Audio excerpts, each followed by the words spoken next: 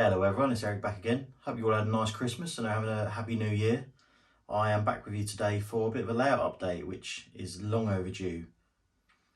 So today we're going to have a look at future plans, what I'm currently working on at Harefield, which is a new project, new year, new layout-ish. And that is to the right hand side of me.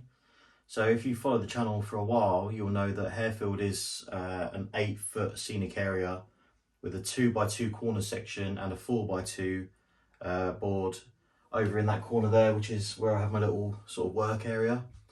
On this side, there's always been a 5x1 board, which I've never made use of. It's constantly just had rubbish on it and part finished projects and all sorts of bits here and there. The initial plan was just to make this a fiddle yard so that you could have trains stored here, run them all the way around the layout and into the station and then back again, have them shuttle around, do whatever.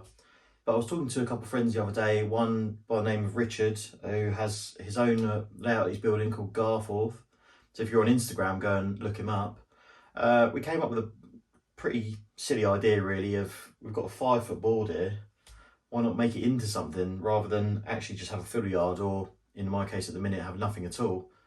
So I've been thinking about ideas, and there's a little layout that I really like called Westerham Hill, or Westerham Hill, I'm not sure exactly how you pronounce it, but it's pretty similar to the kind of thing I'm going for, which is quite a sort of run-down looking one platform station terminus kind of thing. A bit sort of like Croxley Green, which is somewhere I used to live, so it's obviously somewhere that interests me a little. So I thought I'd have a look at that, get some inspiration, and think about if that's something that I'd want to incorporate into this. So far I've basically cleared up everything that was on top of it. We've also taken the track up around the back of the layout now, so I can't run anything out of the scenic area on Harefield either. So really have got to crack on. But let's have a little look round and we'll see what the plan is. So Handley, Richard, who I mentioned earlier, is a bit of a dab hand on any rail. So he's done me a little drawing, which I'll put up here now. So as you can see on there, we've got the run round out of Harefield. You come into the new station and then you can come back out and do whatever you please. With the hidden sidings, you'll see on there the browny orange sort of area. That's going to be the road area over the top. It's going to be like a small little village scene with some hopefully low relief shops if I can fit them in, because I've never done that side of modelling before. So I would quite like to incorporate a fallow car system if possible, but it's space dependent because I'd obviously have to put run around loops on each end, which I think I've got room for. So we're going to have to see about that. But yeah, so the idea is the fallow cars will come up the layout and then you'll have the overbridge here, but they'll also have the option to continue straight, which is what they will do. So you'll have the bridge here, the cars will continue straight behind the scenic break. They'll come around in a little circle, back on themselves, and again at the other end. I've got probably a foot, half a foot before the door, if the door is fully open, so I should have room for something. But it'll just give it that extra little thing to do and a bit more realism with stuff moving, so hopefully that works out. Platform wise, obviously, as I said, I'm going to have the platform the entire length of this board so that I can mainly fit the 4TC in, because it's a bit ridiculously long for my layout and it just doesn't fit on Harefield. So this is going to be my only option to actually use it properly.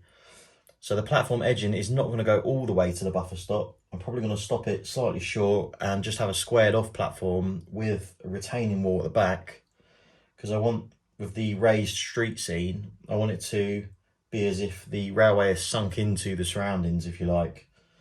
And it's only going to be a very narrow bit of railway. But yeah, so that's the idea. And then the platform edging, I have got more. So that will continue to where the bridge on the scenic break is.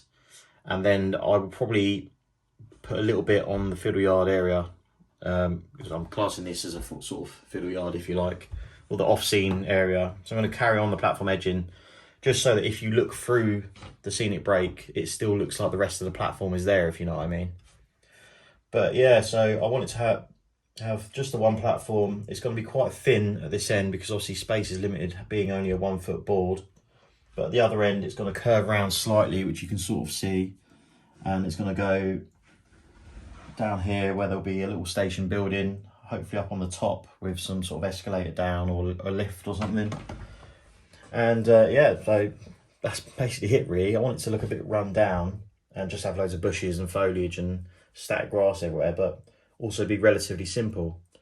So the idea eventually would be that when I've got iTrains set up, you'll have trains shuttling backwards and forwards in here, and you'll also have the DMUs, the Chiltern sort of stuff, going in the hidden sidings at the back, because I plan on this to be more of a LT only station, unless you get like a rail tour like the Western coming in or something like that, or the steamers, Sarah Siddons and the like. But yeah, so that's the basic idea at the minute. So I suppose let's crack on and start trying to figure out how this track's all going to fit. So I've got the junction roughly laid out. The points, I need to buy some electrofrogs, so it's pinned down at the minute, but not with many pins.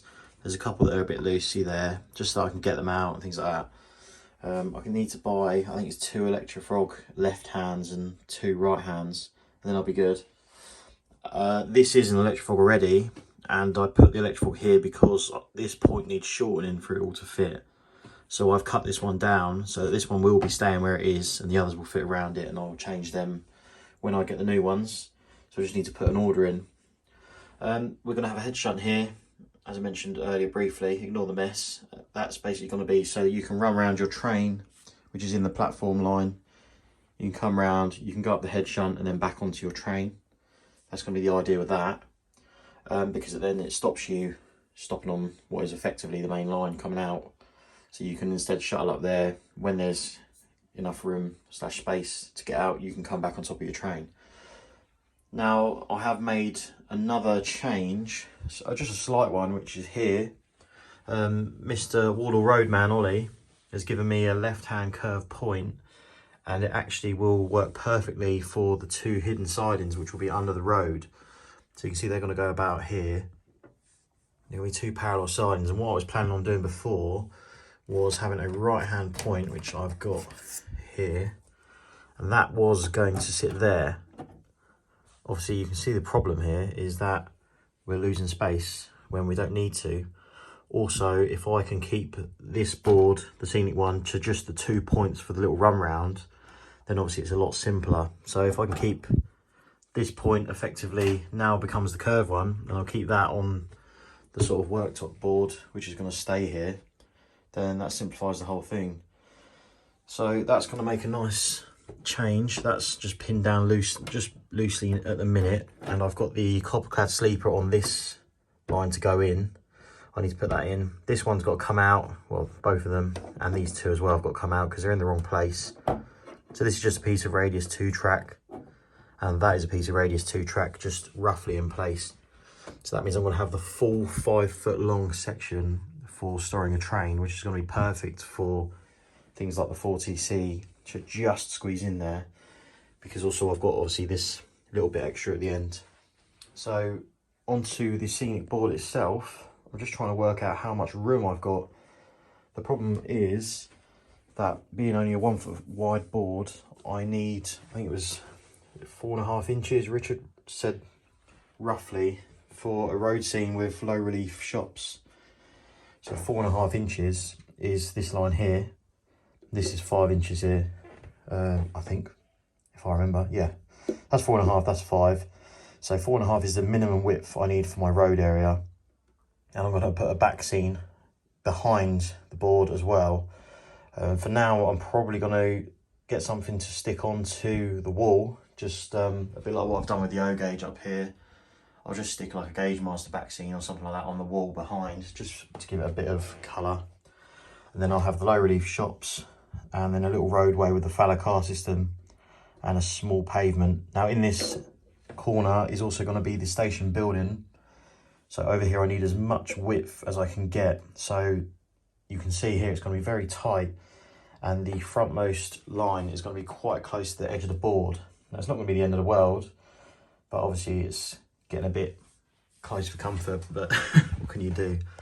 So it's either take this out and have all scenery and just a single line, or have something to do, which would be a bit nicer. So I'd rather have the option of being able to run around something. It's a bit more fun. So I'm just using this piece of wood here to give me a straight line, just because I'm going to basically just put a dab of glue on the platform edging just to hold it in place while I work out if this is going to work or not. And we're gonna, as I said, have a run round here, 2 points here, and that's it. So you're just to be able to get a 66 in, which is the longest loco I have. The benefit of that is the buffer stop's going to be around there on the platform line. If I put them a little further back so they're sort of up against the wall, then that gives me a little siding where I can store 2 battery locos. It's going to be very tight, but I mean, most of the time it'll probably just be empty or have 1 loco in it, so it's not the end of the world. But after those points, I'm going to have the platform narrow down a bit. So it's going to narrow down to where this line is here, and it'll be about 2 inches wide, if not slightly narrower than that. Now on Harefield, I measured from the platform buildings to the platform edge, and that's only 1.5 inches, so you don't need a lot.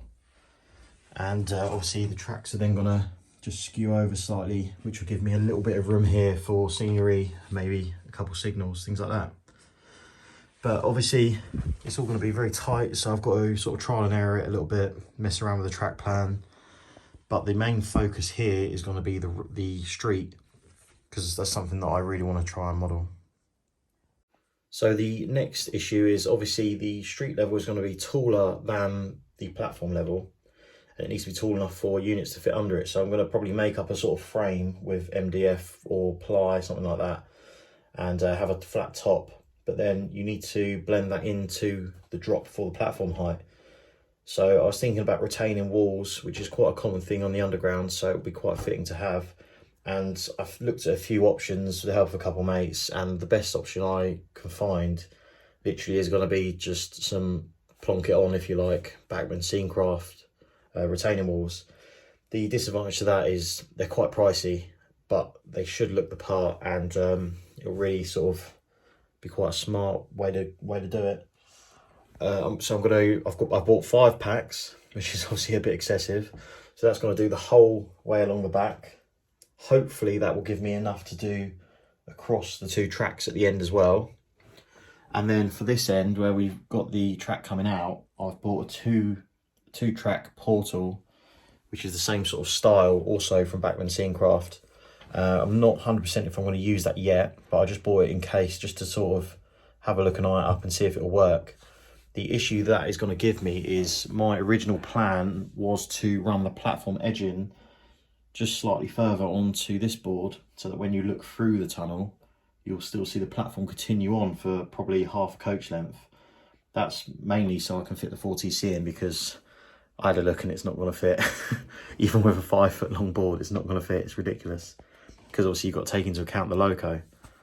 So I don't think that's going to work. So I think we are going to have to stick with the platform ending just on the 5 foot board itself, and then see how we get on. But I'll have a look, and if there is a way we can make it work, I'll do it. But other than that, we're just going to have to wing it, to be honest. Now, the idea of the station, as I said, is to be like a sort of almost forgotten about little branch line of the underground somewhere that was built and isn't heavily used today. So the places I came up with was, first of all, to go somewhere towards Buckinghamshire, which is where I live, and maybe like a continuation of the Chesham branch or Amersham branch, something like that. But I couldn't really sort of work out what I wanted, and all the station names that I came up with didn't really sound quite right. So instead, I have doctored the tube map and created a little branch off from Pinner Station, and I'm going to call it Pinner Hill. Pinner Hill because I spent a lot of time there during my childhood, around that area, riding bikes with friends and just having fun. And Pinner Hill Golf Course, we used to go walk the dogs and things like that when we were younger, so it's somewhere a bit sort of sentimental, if you like. And being that it is a big golf course in quite a posh sort of area, there are places around like that on the network that did gain a station, places such as Denham, things like that. So it almost sort of fits, but we'll just make up a backstory as we go along. Obviously, it's not going to be like Harefield, where it was actually planned to be built. It's just going to be a bit of a make-believe thing, so I'm just going to let my imagination run, to be honest. But yeah, so that's the sort of plan, and that's it for this. So until the next video, where you'll see some more progress, that's really all I can show you on what will be Pinner Hill. So on to other projects that are happening, starting with Harefield itself. You would have seen before that I did the yard area with static grass and all that, and painted the rail sides, blah, blah, blah. Made it look a bit more realistic, which is nice. Obviously, I've got to continue that theme with this area in the middle because it's a bit bare. That signal box is not staying because I don't like it. I bought it on a whim and it's not what I want. I want a Metropolitan Railway style one, which is, it's got a similar roof, but it's squared off and it doesn't have the little corner pieces in the windows, things like that. So it's going to probably be a 3D print job or a laser cut wood job, something like that. Talking of 3D printing, I'm thinking of buying one, so that might be what I try and do first. Also, I've got this space here which I still need to fill. I can't decide what I'm going to do. I really do want to model a substation, but the issue is I'm not someone that really likes to scratch build stuff, as you can tell by my station buildings and all that. I really do quite like the resin items you can buy, and I like modifying those. Scratch building isn't really for me, but it might be a necessary evil, unfortunately. Now, an option I do have is Bachmann used to make a substation, which I will put a picture of here.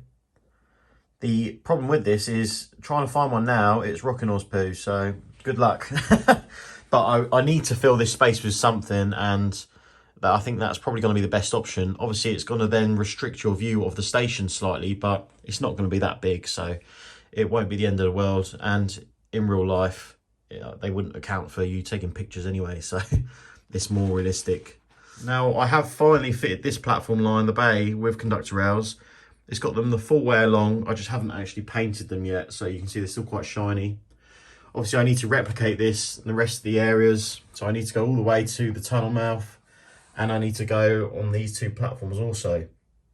The idea was the back platform wasn't going to have any because LU trains were only going to use these three, and that platform was going to be specifically for Chiltern services and mainline services going towards the west of the country, if you like. So that's why you don't see any LU trains on that back platform.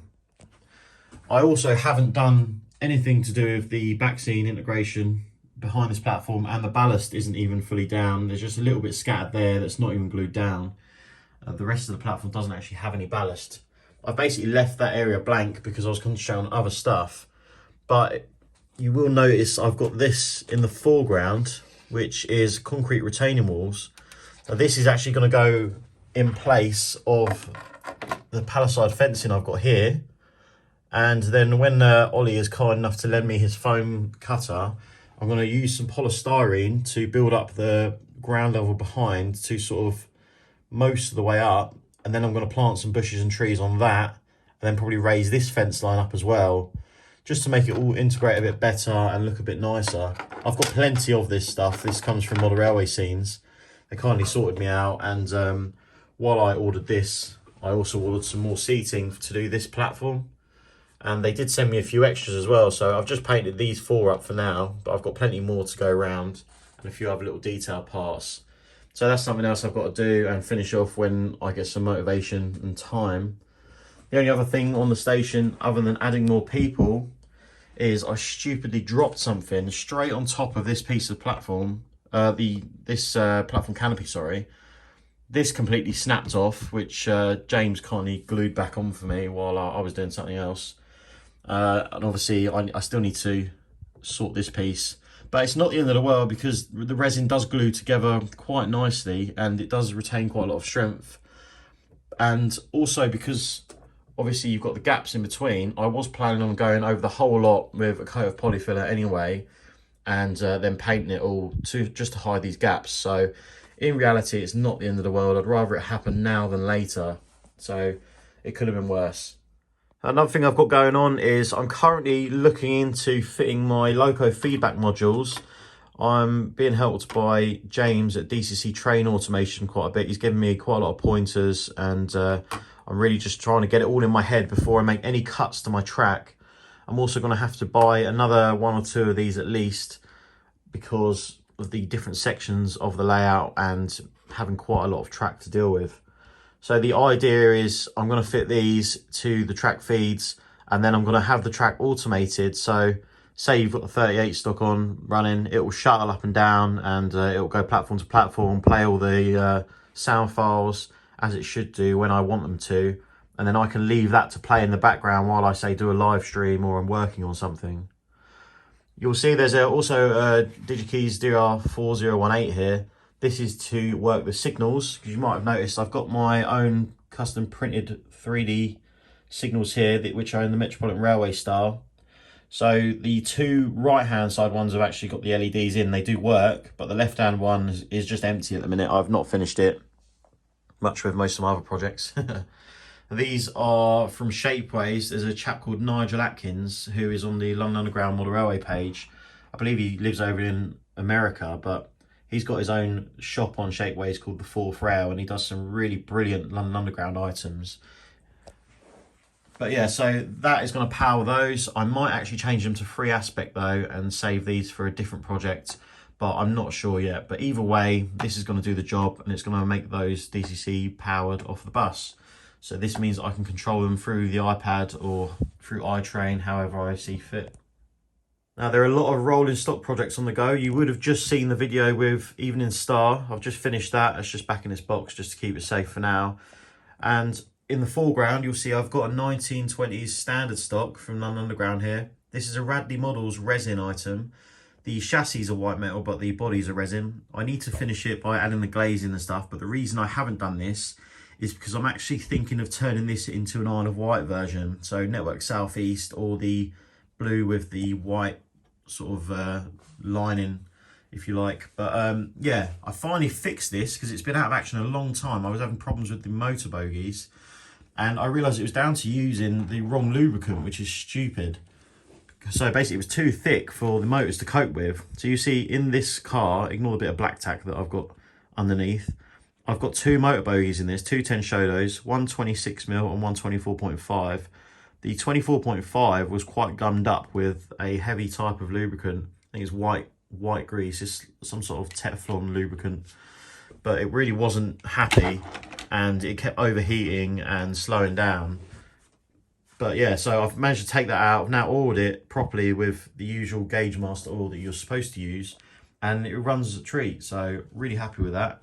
The whole unit now has better wheel sets. I've swapped it with the other standard stock that I have up there, which is a really old Harrow Models one, which doesn't have bearings, so it runs very poorly.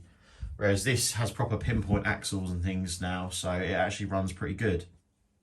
The reason it's not on the layout is because it's still in bits. I've taken it back apart again, and I've actually moved the DCC socket to here, which is where the switchgear compartment would be in the real thing, because previously you'll see that it's square, it was here, which would be right in the middle of the passenger compartment. So I'm trying to put everything here and squeeze it all in the switchgear compartment, just to keep it all minimalist inside so it doesn't take up as much room. And while it's apart, I'm going to go to the trouble of fitting head and tail lights, which I have already done. So you see I've drilled it out. I did have a set in there, but I ended up taking them out because I actually used 2mm tower LEDs, and I'm going to get rid of that idea and just use surface mount LEDs instead, which are smaller because they take up less room in the cab. You can see I've got the driver in there, but it was quite a big lump in the cab, so you could see it through the windows. So I'm just waiting for the LEDs to arrive now, and then I'll crack on with that. I'm hoping to get a Locksound V5 in here. Fingers crossed if Legoman Biffo is feeling brave. I've sent him some sound files, so we'll see if he can come up with something.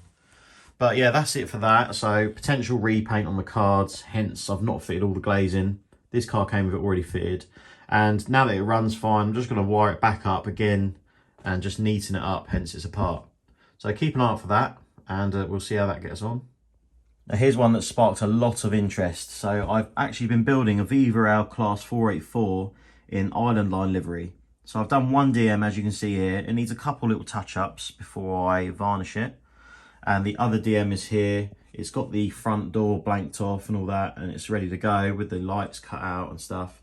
But I just need to finish painting it. Now this is a Metro Models shell, 3D printed from iMaterialise, and it's got the Metro Models bogies, 3mm chassis made out of plasticard, and it has a front snowplow off a Bachmann 150, which does the job. I've got another one to chuck on this one also. That's going to be really nice, so look out for that once it's done. I'm sure there'll be plenty of photos floating about, and there will also be a video. So here's another project that's currently in progress, which is going to be pretty cool. This is prototype HST power car 41001, or it will be when it's finished.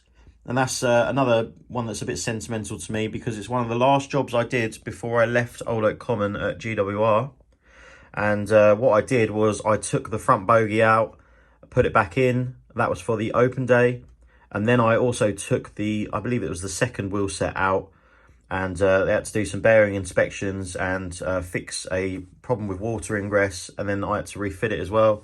There was a lot of work. It was quite involved because it's actually quite different to a production power car. Now, from the outside, the bogies, obviously on this is a standard HST chassis, but on the real thing, there are a lot of subtle differences underneath, which you might not spot straight away. The bogies, although they're very similar, are also very different. So it was quite an involved job. It took a long time and we didn't want to break anything. Obviously, it was the first time that a bogie had been out since the power car was in use. So it had been sat in the NRM for probably 25 years. So you can imagine how seized things were and how difficult it was. But we got it done, and it did run for a bit after that before having an engine issue, which is a shame. Hence, it's now back being stuffed and mounted in the National Railway Museum. But awesome bit of kit. The body shell was a resin item from Kyle TRS Trains, the same as this. I bought a pair. However, if I zoom in here, you can see that the detail really just didn't come out very well on the resin body. The vents and things just are pretty awful, to be honest. Luckily, the cab wasn't too bad. It's pretty savable. So what I did was, because I was going to use the Railroad GWR power cars, which I've got the other one here, I was going to use those for the chassis. So as they're so crisp, why not just cut the cab off and graft it on there? So I took the opportunity to use the line that you would get naturally where the cab is mounted on a power car body, because I don't know if you guys know much about HSTs, but the cab is a separate fiberglass item to the main HST power car body shell. So you do actually have this line here in real life, which is just hidden by a bit of sealant and a bit of paint, but you can see it. It's like a little divot all the way round. You can sort of see it on the model there as well. It does depict it quite well. I've taken the exhaust deflector off, as it should be. I'm going to fill these little holes in where it was mounted, and also you should have little fiberglass panels on the roof section of the prototype, which is what you also should have above the engine room doors. So I'll pick those out when I paint it. But yeah, that's going to be really cool. I'm really looking forward to this, and it will get full lighting with probably a Locksound V5 with Legoman Biffos Valenta file. And if I get round to it, I'll do this one as well. The pain in the backside has been I've had to cut these grills out, and I'm going to have to fashion up the inserts like this to go in. I might actually just cut these out of this one and just sort of stick them behind. I'll work something out. I'll do whatever looks best. I've had to smooth off the grills above the cooler group. They're not finished yet, so take it with a pinch of salt. And also I've cut a grill out of here, and I've cut a square out of here in the roof, and I've swapped them over, because in the real thing, the body side grills do end slightly shorter than the production power car, and they have this extra grill at the end. Now I also need to do a similar thing here, where I need to cut this grill in half, and I need to smooth off this first piece. But once I've done that and get it into some paint, it should look awesome. So I'm really, really excited to do this. I must also just say a quick thank you to Ant at AGR, because he did very kindly sort me out a pair of these GWR power cars that came in secondhand at a very, very silly cheap price. I mean, obviously it works both ways. We scratch each other's backs, if you like, but very much grateful to him for that, and all that he does with the layout. He does supply me with all my bits usually, so like DigiKey stuff and all that, I always go to him, and he does me a great deal. So Anthony, if you're watching this, thank you very much, and it's been much appreciated over the last year, and it's been a pleasure. Now, if you're wondering what happened to my LT pannier tank after Ollie got his hands on it, it now looks like it's exploded. But yeah, take it with a pinch of salt. The reason is Ollie bought the Locksound V4 sound decoder out of it because I wanted to upgrade it to a V5, which is what I'm trying to do on all of my rolling stock, because basically I want to have one standardised chip. So obviously it's a bit of a mess at the minute. I have got a V5 to go into it, but I'm obviously going to have to sort all the wiring out and things like that, so bear with me on that one. So another half-finished project of mine is these London Underground battery locos. This is a Harrow Models version, which is completely white metal. This is a Radley Models version, which is a resin body, but the rest is white metal. Now this is an unpowered version. You can see the resin body comes straight off, and I've bonded in the cab back walls in, and there are little slots in the body, so it locates properly, which is something I wish I did on this one. I've obviously painted it up all nice. I've smoothed off the original doors, because the standard battery loco doors look like this, but in modern times they've been smoothed off, and instead the driver exits through the door at the front. Hence we've also got the railings here, or the handrails, whatever you want to call them, which I need to replicate on the other end. But yeah, that's going to look really nice when it's done, and I obviously need to glaze it, and I need to put some numbers on it, and then it'll pretty much be finished once I've done the railings at the other end. This one is the motorized one, and it has a single 10 shodo motor. If I can get the body shell off, there we go. It's just lashed up for now, just to make sure it worked, which it did actually work really well. So it's got a single 10 shodo WB31 in that end, and this end is a dummy bogie, which I fitted DC Concepts pickups to. If I just pick it up, you can see them there, and they are actually perfect if you've got a white metal model, because the extra weight of the white metal will stop you having any issues with wheels picking up, if you like, from the tension on the wheel set pickups, because these DCC Concept ones are quite short, so they do put a little bit of extra friction on the wheels themselves, so the extra weight really helps with that. So they're perfect for Harrow Models stuff, things like that, kit built locos and like. But yeah, this will all get cleaned up. Obviously it needs finishing painting wise, and I've got to paint the body shell in the same yellow, which I believe I used Fiat Capri yellow, and I'll do the same for the roof. This is going to stay as an unmodified version with the standard doors, just for a bit of variety, and they will work with the turbets that I'm building in between. So you can see one there, ignore the magnets, they're for my reed switches. But I've got 3 more of these to build, and that's going to look awesome as a little train to shuttle up and down, and that really is going to be cool. I finally fitted the 56 with sound also. This is just a Hornby DCR 56. I've not yet modified any of the lighting up to my usual standards. I'll do that one day, but for now it's got a Locksound V5, and it's got an EM2 speaker squeezed in here. I had to do a lot of chopping around to get that to fit, because most people mill the chassis and ain't nobody got time for that. But yeah, that sounds really cool. Great turbo whistle on it as well. That's a Legoman Biffo file. Quite pleased with that. So that's now a runner and all good to use. I mentioned earlier I've got another standard stock. This is a Harrow Model standard stock, which I recently built because it's been sat in a box in kit form for a good couple of years now. Finally got around to sorting it out, and it's come out really nice. Just needs the glazing finishing, and then this is going to go up for sale because I don't need to. The eagle-eyed amongst you will also notice that the 92 stock from Metro Models, the brass version, is missing from the cabinet. This is because I've actually sadly sold it. This has gone to a good friend of mine called John DC on Instagram. If you want to follow him, I'll put a link to him up, and he's gonna look after that very nicely, hopefully. He's also got my 96 stock that I used to have. The reason I've sold the 92, other than obviously money, is because John from Metro Models is sending me a 3D printed version to build. So this will be easier for me to modify with lighting and such, and while I'm building that, I'll also take the opportunity to finally finish my 73, which is here, as well as the other one that I've got, which I'm supposed to finish for somebody else. So if you wonder where the 92 stock is and you want to see it running, go check out John on Instagram. You've probably already noticed also, I've got a 40C, which is in London Transport Red, which I've been painting. It's all behind here. There are all 4 cars, but only 2 of them are connected together at the minute. The other 2 are behind there. The body side colours are done. I just need to put the cant line on, then I need to gloss lacquer them. And then John at Precision Labels is going to do me the gold lining for them, which is the same sort of stuff as what's on the London Transport Class 20. They're going to look really, really cool, and I don't think anyone else has so far done them. So it's going to be nice to have.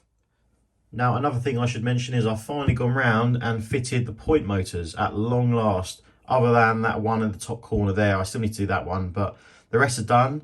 They're all servo point motors, powered by a DigiKeys DR4024 controller. There are 3 of those powering all the points on the scenic area of Harefield, and they do seem to work. They need a lot of tweaking because they're not perfect, and I need to continue setting them up. but they do work, and I've got them all functioning through the iPad, which is pretty cool. And I've got it set up so I can set routes. So say I've got a train up where the turbochargers are and the head shunt, I can press head shunt to fiddle yard. It will set this point, it will set this point, and these two here. And it'll also set any other points where you can have a conflicting move. It will set them the opposite way.